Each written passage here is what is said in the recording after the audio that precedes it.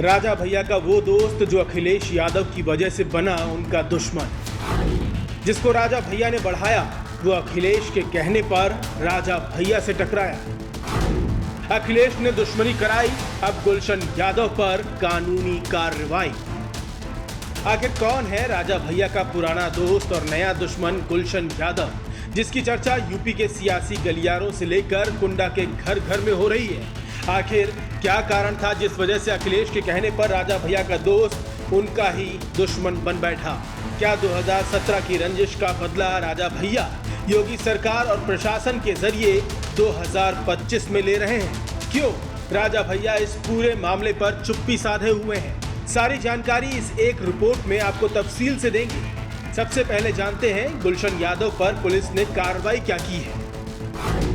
Gangster act के तहत गुलशन यादव को गैंग लीडर घोषित किया गया।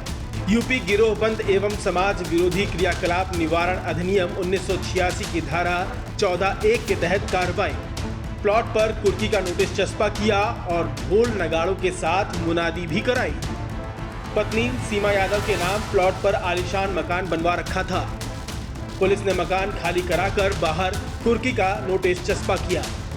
कार्रवाई में लग्जरी वाहन और आवासीय जमीन भी शामिल है। जब्त की जाने वाली संपत्ति का कुल मूल्य करीब 7 करोड़ रुपए आका गया है। गुलशन यादव के खिलाफ 50 से ज्यादा मुकदमे दर्ज हैं।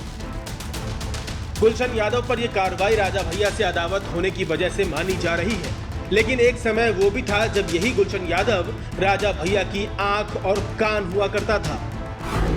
साल 2000 में गुलशन यादव ने राजा भैया के संरक्षण में अपनी राजनीतिक पारी शुरू की।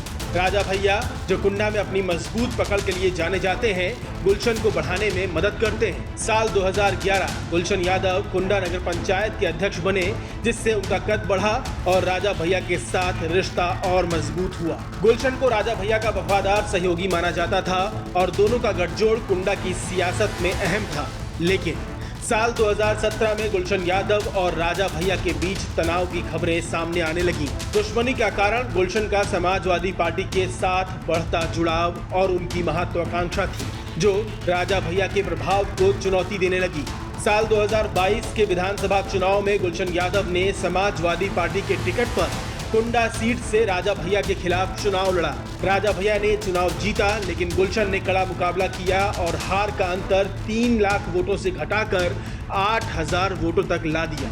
इस चुनाव ने दोनों के बीच की दुश्मनी को और गहरा कर दिया। ये पहली बार था जब गुलशन ने अपने पूर्व मेंटर को खुली चुनौती दी और इसी चुनाव में अखिलेश ने गुलशन का प्रचार करते वक्त कहा था कि कुंडा में कुंडी लगा देंगे, जिससे राजा भैया और अखिलेश के बीच काफी विवाद बढ़ गया था।